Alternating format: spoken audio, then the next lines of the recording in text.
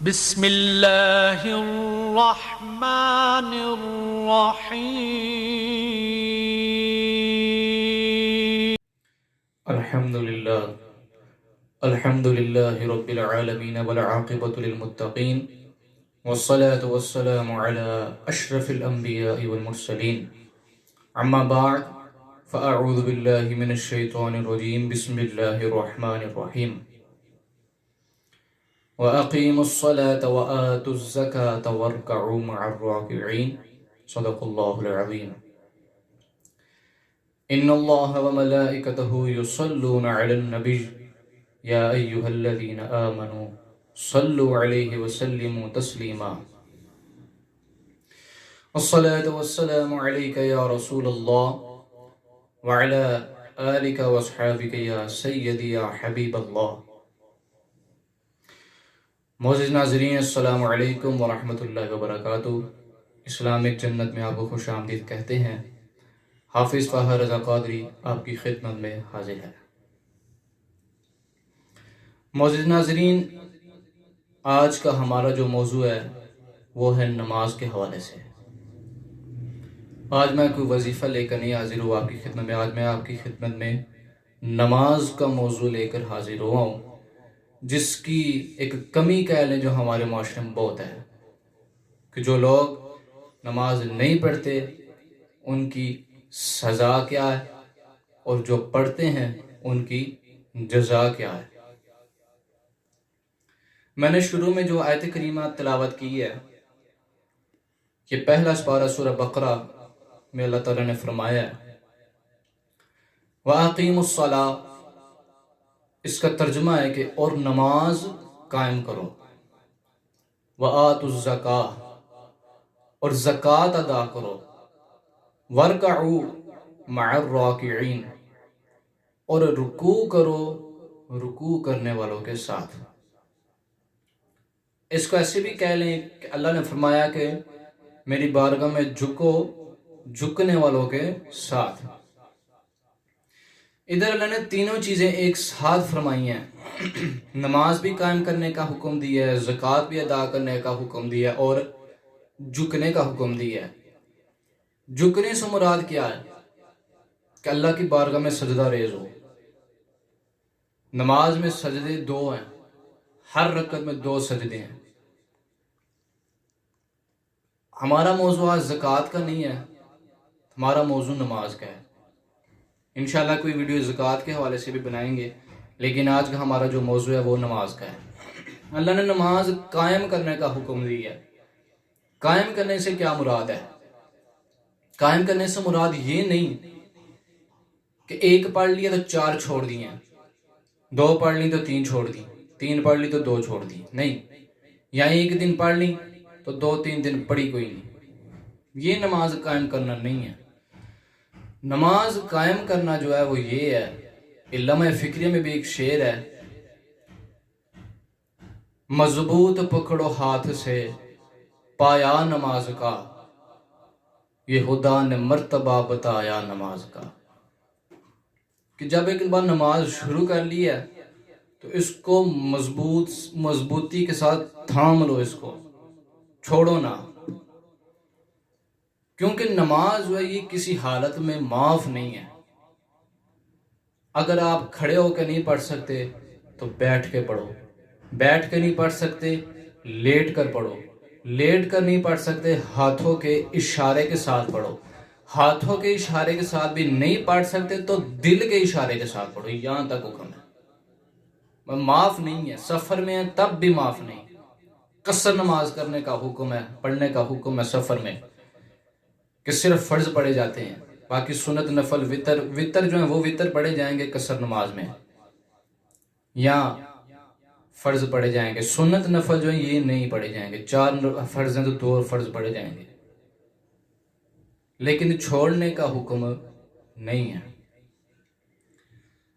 اب وضو جو ہے یہ نماز کی چابی ہے، یعنی کہ وضو کے بغیر نماز نہیں ہے، اور نماز جو ہے یہ جنت کی چابی ہے، یعنی کہ نماز کے بغیر جنت بھی نہیں ملنی۔ جنت حاصل کرنے کے لیے جو نماز ضروری ہے، اور نماز پڑھنے کے لیے وضو ضروری ہے، وضو کا پاک صاف ہونا ضروری ہے، جدھر نماز پڑھنی ہے اس جگہ کا بھی پاک صاف ہونا ضروری ہے۔ جو شخص فجر نہیں پڑھتا وہ جب مر کے قبر میں پہنچے گا تو ایک اژدہا اللہ کے حکم سے اس کی قبر میں آئے گا۔ جو فجر نہیں پڑھتا اس کو فجر سے لے کر ظہر تک مار مار کے مردہ کرے گا، پھر زندہ کرے گا، پھر مار مار کے مردہ کرے گا، پھر زندہ کرے گا۔ یہ فجر سے لے کر ظہر تک وہ ایسا ہی کرتا رہے گا۔ جو شخص ظہر نہیں پڑھتا ظہر سے لے کے عصر تک ایسے ہی وہ اژدہا مار مار کے مردہ کرے گا اس شخص کو، اور مار مار کے پھر زندہ کرے گا، پھر مردہ کرے گا۔ جو شخص عصر نہیں پڑھتا عصر سے لے کر مغرب تک وہ ایسے ہی اس کے ساتھ کرے گا۔ جو مغرب نہیں پڑھتا مغرب سے لے کر عشاء تک ایسے کرے گا۔ جو عشاء نہیں پڑھتا عشاء سے لے کر فجر تک ایسے اس کے ساتھ کرے گا۔ یہ نماز نہ پڑھنے والوں کی سزا قبر میں بھی ہے اور حشر میں بھی ہے۔ کل قیامت کے دن سب سے پہلا سوال نماز کا ہوگا۔ سب سے پہلا سوال، آج کوئی بچہ کوئی نوجوان کوئی سکول میں پیپر دینے جائے، اگر ادھر خالی پیپر دے کے آئے گا تو کیا ہوگا؟ فیل ہوگا نا۔ تو جب قیامت والے دن سب سے پہلا سوال ہی نماز کا ہونا، اسی میں فیل ہو جائیں گے تو باقی کیا؟ جب ہم نے قیامت والے دن پیپر ہی اپنا نامہ اعمال ہی خالی تو نہیں کہہ سکتے لیکن برائیوں سے بھرا ہوا جب لے کے جانا ہے تو فیصلہ تو جہنم کا ہی سنایا جائے گا نا کہ اس کو جہنم میں ڈال دو۔ کل قیامت کے دن اللہ تعالیٰ جب اللہ تعالیٰ اپنا دیدار کرائے گا تو اس دن ہر کوئی چاہے گا کہ اللہ کو سجدہ کرے۔ آج کوئی نماز پڑھتا ہے یا نہیں پڑھتا، اس دن تو ہر کوئی چاہے گا کہ سجدہ کرے، لیکن بے نمازی کی کمر اکڑ جائے گی، وہ سجدہ نہیں کر پائے گا۔ یہ بھی یاد رکھیں کہ رزق جو ہے وہ کافر کو بھی ملتا ہے، کیونکہ اللہ نے وعدہ کیا رزق دینے کا۔ اللہ کسی سے ناراض ہوتا ہے تو اللہ اس کا رزق بند نہیں کرتا، اس کی سانسیں بند نہیں کرتا، سورج کو حکم نہیں دیتا کہ اس کے آنگن میں روشنی نہیں ڈالنی۔ جب اللہ کسی سے ناراض ہوتا ہے تو اس کے سجدوں کی توفیق چھین لیتا ہے۔ تو یہ نماز جو ہے اس کو اپنی زندگی میں شامل کریں، 5 گانا نماز کی روٹین بنائیں۔ کچھ لوگ نماز پڑھتے ہیں عادتاً عبادتاً نہیں پڑھتے، نماز عبادتاً پڑھیں۔ جو نوجوان جوانی میں جب توبہ کرتا ہے تو عرش الہی بھی جھوم اٹھتا ہے۔ جو جوان جوانی میں توبہ کرتا ہے مشرق سے لے کے مغرب کے قبرستان 40 دن تک ان قبرستانوں میں سے عذاب ہٹا لیا جاتا ہے۔ یہ جوان جو ہے نا، جوان جب عبادت کرتا ہے نا، اس کے کیا ہی فائدے ہیں، ایک سے ایک بڑھ کر فائدہ جوانی میں عبادت کرنے کا۔ وہ کسی دن میں آپ کے سامنے موضوع رکھوں گا، آج میرا موضوع نماز کا ہے۔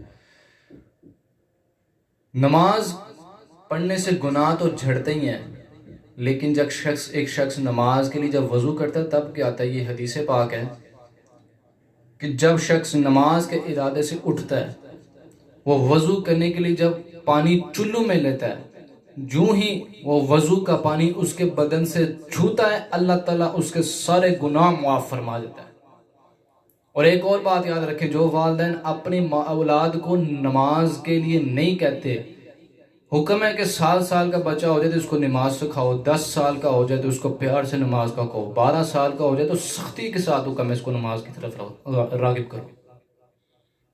تو 22ویں سپارے میں اللہ نے فرمایا ہے کہ جو ماں باپ اپنی اولاد کو نماز کے حوالے سے نماز کا حکم نہیں دیتے، اس کو نماز کی طرف راغب نہیں کرتے، کل قیامت کے دن اللہ سوال کرے گا نماز کا تو وہی اولاد کہے گی یا اللہ میرے ماں باپ کو پکڑ، یہ مجھے زندگی میں نماز کا کہتے ہی نہیں تھے۔ یہ 22ویں سپارے میں اللہ نے فرمایا، میں اپنے بات سے نہیں بات کر رہا، اللہ نے قرآن مجید میں فرمایا کہ جو ماں باپ اپنی اولاد کو نماز کا نہیں کہتے وہی اولاد جو ہے کل قیامت کے دن اپنے ماں باپ کا گریبان پکڑے گی اور اللہ کو کہے گی کہ ان کو پوچھو جنہوں نے ہمیں نماز کا کہا ہی نہیں. تو لہٰذا نماز میرے بھائی بہت ضروری ہے. نبی پاک نے فرمایا کہ جس گھر میں نماز نہ پڑھی جائے وہ گھر نہیں قبرستان ہے. جس گھر میں قرآن نہ پڑھا جائے وہ گھر نہیں ویران ہے. میرے نبی پاک نے فرمایا کہ نماز میری آنکھوں کی ٹھنڈک ہے. میرے نبی پاک کی حدیث ہے الصلاۃ معراج المؤمنین، نماز مومن کی معراج ہے.